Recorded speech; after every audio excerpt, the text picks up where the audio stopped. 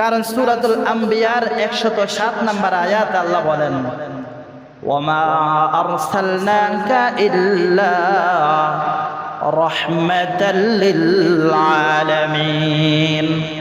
হাবিব, আমি আপনাকে কুল কায়নাতের জন্য রহমত হিসাবে সৃষ্টি করেছি। সুবহানাল্লাহ।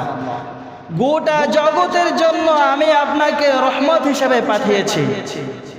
আয়াতের ব্যাখ্যায় তাফসীর কারকগণ বলেন, আল্লাহ পাক বলছেন রাহমাতাল লিল আলামিন, শুধু মানুষের জন্য নয়।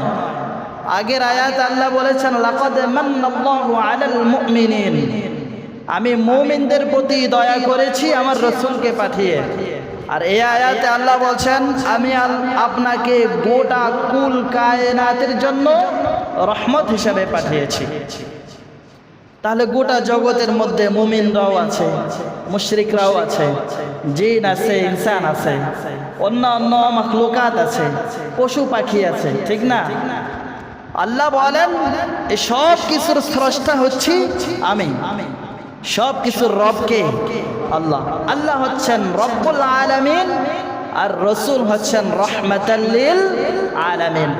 আল্লাহ যত মাখলুকাতের খালিক, তত মাখলুকাতের জন্য রহমত মুহাম্মদুর রাসূলুল্লাহ সাল্লাল্লাহু আলাইহি ওয়াসাল্লাম।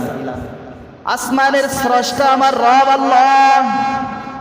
আসমানের অধিবাসীদের জন্য যে সকল ফেরেশতারা রয়েছেন তাদের জন্য রহমত হচ্ছেন মুহাম্মদুর রাসূলুল্লাহ। জমিনের স্রষ্টা আমার আল্লাহ। জমিনে যত মাখলুকাত রয়েছেন সকল কিছুর স্রষ্টাই হচ্ছেন আমার আল্লাহ।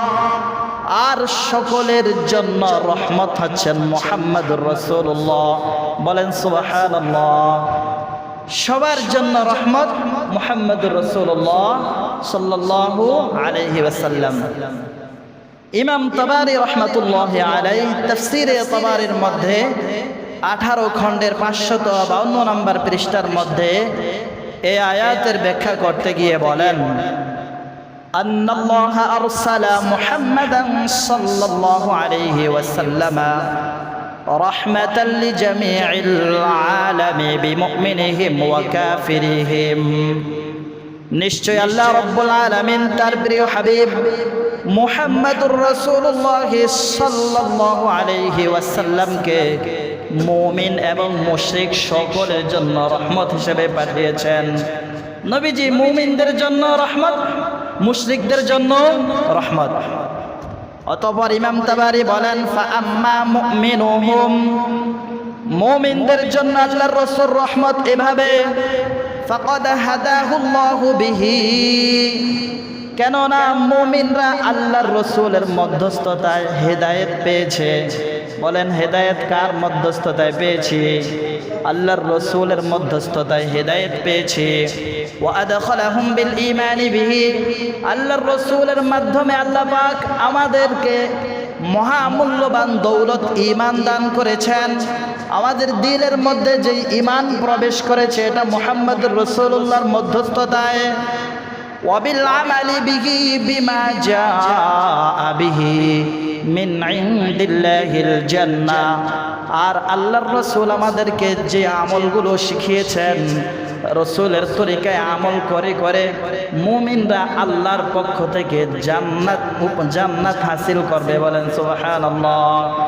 মুমিনদের জন্য রাসূল রহমত, কারণ রাসূলের মধ্যস্থতায় মুমিন হেদায়েত পেয়েছে, রাসূলের মধ্যস্থতায় মুমিন ঈমান পেয়েছে, রাসূলের শিখানো পদ্ধতিতে মুমিনরা আমল করবে।